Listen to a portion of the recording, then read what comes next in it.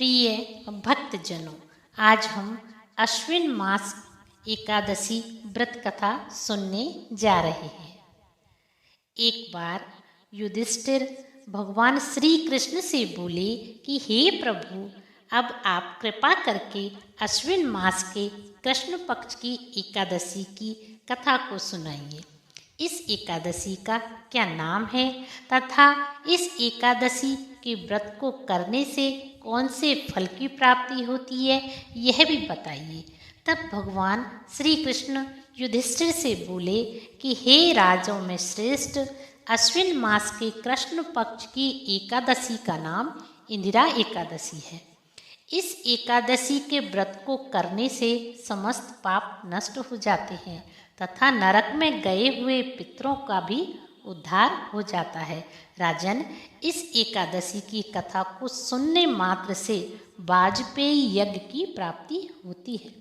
हे राजन, इस संबंध में तुम्हें एक सत्य कथा सुनाता हूँ, तुम ध्यान लगाकर सुनो। प्राचीन सतयुग में महिष्मती नाम की नगरी में इंद्र के नाम का प्रतापी राजा राज्य किया करता था। एक समय राजा अपनी राजसभा में सुखपूर्वक बैठा हुआ था। उसी समय महर्षि नारद जी मुनि आकाश मार्ग से उनकी राजसभा में उतरे। नारद मुनि को देखकर राजा ने उनका खूब आतिथ्य और सत्कार किया। उनके चरणों को धोकर उनके चरणों को अपने सिर पर झड़का और उन्हें अर्घ्य पान आदि देकर उत्तम आसन पर बैठाया। तब नारद मुनि राजा के आतिथ्य से प्रसन्न होकर बोले कि हे राजन, आपके सातों अंग ठीक तो हैं, आपके राज्य में सब कुशल पूर्वक तो हैं। मैं आपकी धर्मपरायणता देखकर अत्यंत प्रसन्न हुआ।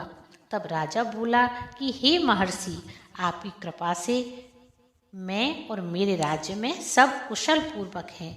मेरे राज्य में यज्ञ, हवन, पूजा पाठ भगवान विष्णु और आपकी कृपा से सफलता पूर्वक हो रहे हैं। इसके बाद राजा ने नारद मुनि से उनके आने का प्रयोजन पूछा और कहा कि हे देवर्षि, आज आप यहाँ पधारे हैं तो कोई कारण अवश्य रहा होगा। आप बताइए, मैं आपकी सेवा के लिए क्या कर सकता हूँ। इस पर नारद मुनि बोले कि हे राजन, मुझे एक महान आश्चर्य हो रहा है। एक समय जब मैं ब्रह्मलोक से यमलोक को गया था तो उस जगह यमराज की सभा के मध्य में मैंने तुम्हारे पिताजी को बैठे हुए देखा। तुम्हारे पिता महान ज्ञानी, दानी और धर्मात्मा पुरुष थे। तब मैंने तुम्हारे पिता से यमलोक में रहने का कारण पूछा और पूछा कि आप किस पाप दोष के कारण यमलोक में पड़े हैं। तब तुम्हारे पिता ने कहा कि एक बार एकादशी का व्रत बिगड़ जाने से उन्हें यमलोक का वास मिला है। तुम्हारे पिता ने मुझसे तुम्हारे लिए एक समाचार भेजा है और कहा है कि हे देवर्षि नारद मुनि, मेरा पुत्र इंद्रसेन बड़ा ही सदाचारी आज्ञाकारी है। अगर आप मेरे पुत्र के पास जाकर मेरा समाचार देंगे तो वह मुझे इस नरक से छुड़ा सकता है। आप मेरे पुत्र के पास जाकर कहना कि अश्विन मास के कृष्ण पक्ष की एकादशी का व्रत करे और उस व्रत का फल मुझे संकल्प भरकर छोड़ दे, तो मुझे नरक से मुक्ति मिल जाएगी और मैं नरक से छूटकर स्वर्गलोक में चला जाऊंगा। जब राजा ने यह महर्षि नारद जी से ऐसे वाक्यों को सुना तो उन्हें महान दुख हुआ। राजा ने महर्षि नारद से कहा कि हे देव ऋषि, जो पुत्र अपने पिता के लिए इतना भी ना कर सके उसके जीवन को धिक्कार है। हे नारद मुनि, आप मुझे इंदिरा एकादशी के व्रत की विधि और नियम बताइए। मैं आपके कथनानुसार इस एकादशी का व्रत जरूर करूँगा और इसके फल को अपने पिता को संकल्प भरकर छोड़ दूंगा।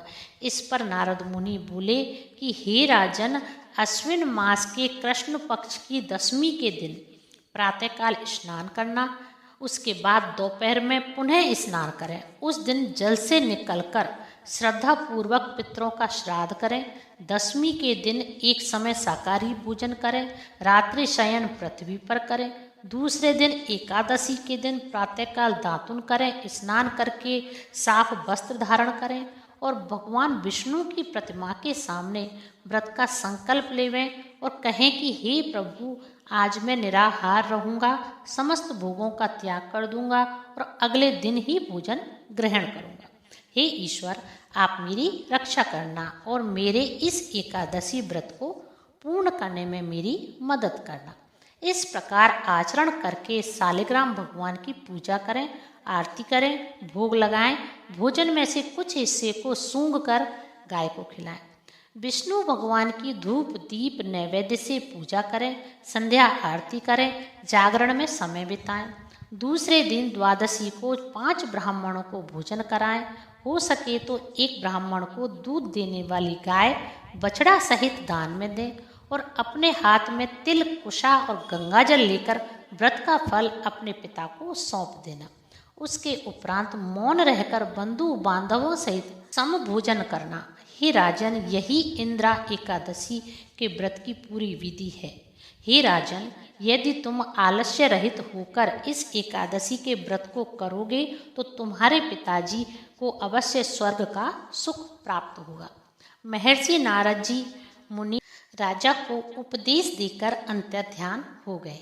उसके कुछ समय बाद अश्विन मास के कृष्ण पक्ष की जब इंदिरा एकादशी तिथि आई तो राजा ने अपने बंधु बांधवों सहित नारद मुनि के कथना अनुसार इंदिरा एकादशी का व्रत किया। द्वादशी के दिन ब्राह्मणों के सामने व्रत का फल अपने पिता को समर्पित कर दिया। ऐसा करते ही आसमान से कोटि देवताओं ने राजा के ऊपर फूलों की बरसात की और राजा के पिता भी यमलोक से गरुड़ पर सवार होकर स्वर्गलोक को चले गए।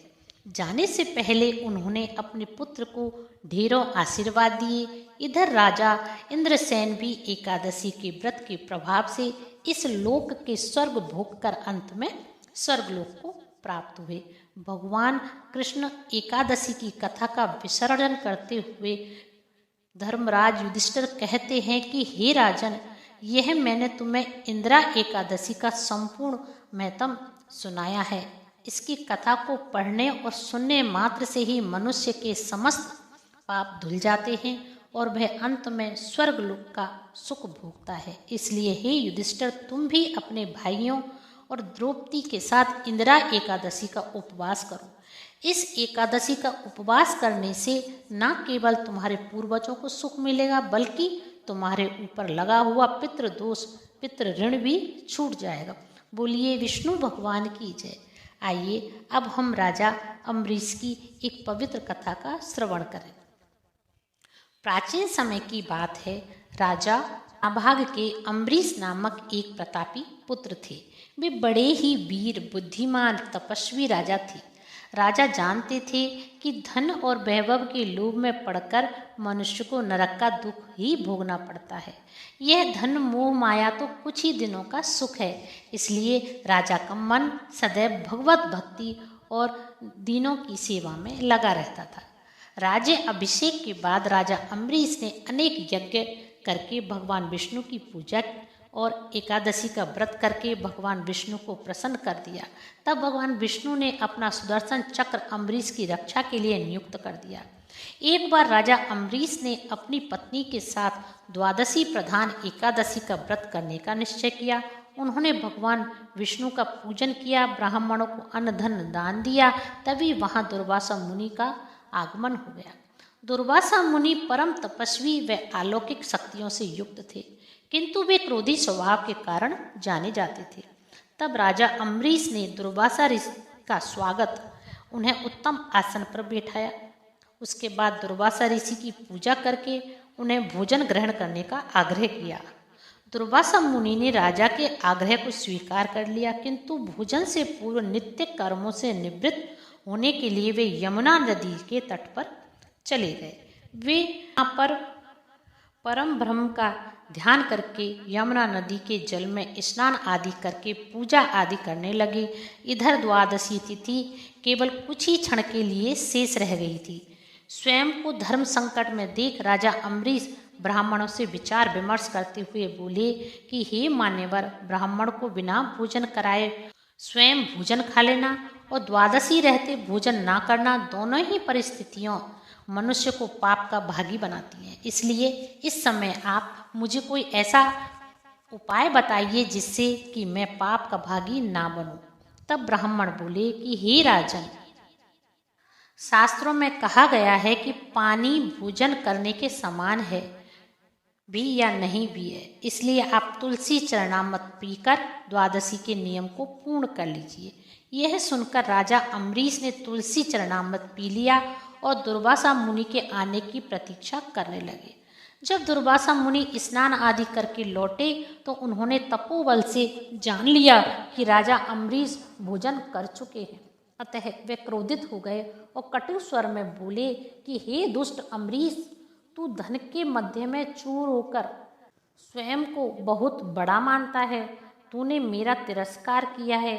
तूने मुझे भोजन का निमंत्रण दिया, लेकिन तूने मुझसे पहले ही भोजन कर लिया।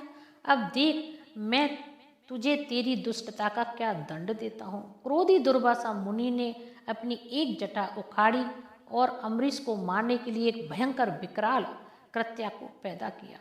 कृत्या तलवार लेकर राजा अम्बरीश को मारने के लिए दौड़ी, किंतु राजा अम्बरीश बिल्कुल भी विचलित नहीं हुए।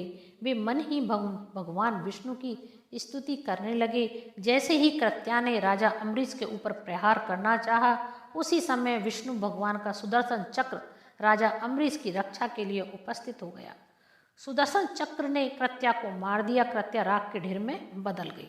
जब दुर्वासा मुनि ने देखा कि उनके द्वारा पैदा की गई कृत्या को सुदर्शन चक्र ने मार डाला है और सुदर्शन चक्र अब उन्हें मारने के लिए उनकी ओर आ रहा है, तो दुर्वासा मुनि भयभीत हो गए। अपने प्राणों की रक्षा के लिए वे आकाश, पाताल, पृथ्वी, समुद्र, पर्वत, वन आदि अनेक स्थानों पर शरण लेने गए, किंतु सुदर्शन चक्र ने उनका पीछा नहीं छोड़ा। घबरा कर दुर्वासा मुनि ब्रह्मा जी के पास ब्रह्मलोक में गए और उनसे मदद की गुहार लगाने लगे। ब्रह्मा जी ने दुर्वासा मुनि से कहा कि हे मुनिवर, मैं असमर्थ हूँ। भगवान विष्णु द्वारा बनाए गए नियमों से मैं बंधा हुआ हूँ। प्रजापति इंद्र, सूर्य आदि सभी देवगण भी इन नियमों का उल्लंघन नहीं कर सकते। हम नारायण की आज्ञा के अनुसार ही सृष्टि के प्राणियों का कल्याण करते हैं। इस प्रकार भगवान विष्णु के भक्त के शत्रु की रक्षा करना हमारे बस में नहीं है। ब्रह्मा जी की बातों से निराश होकर दुर्वासा मुनि भगवान शंकर के पास कैलाश पहुंचे और उन्हें पूरा वृत्तांत सुनाया। महादेव जी दुर्वासा मुनि को समझाते हुए बोले कि हे ऋषिवर, यह सुदर्शन चक्र भगवान विष्णु का शस्त्र है जो उनके भक्तजनों की रक्षा करता है। इसका तेज सभी के लिए असहनीय है, अतः उचित होगा कि आप स्वयं भगवान विष्णु की शरण में जाएं। केवल वही इस दिव्य अस्त्र से आपकी रक्षा कर सकते हैं। वहां से निराश होकर दुर्वासा मुनि भगवान विष्णु के पास वैकुंठ लोक में गए और उनके चरणों में गिरकर दया की गुहार लगाने लगे। बड़ी ही आर्त स्वर में दुर्वासा मुनि भगवान विष्णु से बोले कि हे ईश्वर, मैं आपका अपराधी हूँ। आपके प्रभाव से अनभिज्ञ होकर मैंने आपके परम भक्त राजा अम्बरीश को मारने का प्रयास किया है। हे दयानिधे, हे कृपा सिंधु, कृपा करके मेरी इस धृष्टता के लिए मुझे क्षमा करें, मेरे प्राणों की रक्षा करें। तब भगवान नारायण ने दुर्वासा मुनि से कहा कि हे मुनीसर, मैं सर्वदा भक्तों के अधीन रहता हूँ। मेरे सीधे साधे भक्तों ने अपने प्रेम पास में मुझे बांध रखा है। भक्तों का एकमात्र आश्रय मैं ही हूँ। अतः मैं स्वयं अपने देवी लक्ष्मी से भी बढ़कर अपने भक्तों को मानता हूँ। जो भक्त अपने बंधु बांधवों तथा समस्त भोग विलासता को त्याग कर मेरी शरण में आ जाते हैं, मैं उन्हें किसी प्रकार से छोड़ने का विचार नहीं कर सकता। यदि आपने मुझे दुख दिया होता तो मैं आपको बचा भी सकता था, लेकिन आपने मेरे भक्त को दुख दिया। अतः अगर आपको रक्षा की गुहार लगानी है तो आप राजा अम्बरीश के पास जाकर अपनी गलती की माफ़ी मांगिए। अगर राजा अम्बरीश प्रसन्न हो जाएंगे तो आपका यह संकट भी दूर हो जाएगा। नारायण की सलाह पाकर दुर्वासा मुनि पुनः राजा अम्बरीश के पास उनके महल में पहुंचे और अपने अपराध के लिए क्षमा मांगने लगे। परम तपस्वी महर्षि दुर्वासा की यह दुर्दशा देखकर अम्बरीश को अत्यंत ही दुख हुआ। उन्होंने सुदर्शन चक्र की स्तुति की और प्रार्थना पूर्वक सुदर्शन चक्र से आग्रह किया कि आप प्रभु के पास वैकुंठ में लौट जाइए। उनकी स्तुति से प्रसन्न होकर सुदर्शन चक्र ने अपनी दिशा बदल ली। यह देखकर दुर्वासा ऋषि भयमुक्त हो गए। जब वे दुर्वासा ऋषि वहां से गए तब राजा अम्बरीश ने भोजन ग्रहण नहीं किया था। वे दुर्वासा मुनि को भोजन कराने की प्रतीक्षा कर रहे थे। उनके लौटकर आ जाने पर भय मुक्त हो जाने के बाद राजा अम्बरीश ने सबसे पहले आदर पूर्वक दुर्वासा मुनि को भोजन खिलाया। राजा के इस व्यवहार से दुर्वासा मुनि अत्यंत ही प्रसन्न हुए और राजा अम्बरीश को ढेरों आशीर्वाद देकर पुनः अपने आश्रम को चले गए। बोलिए विष्णु भगवान की जय।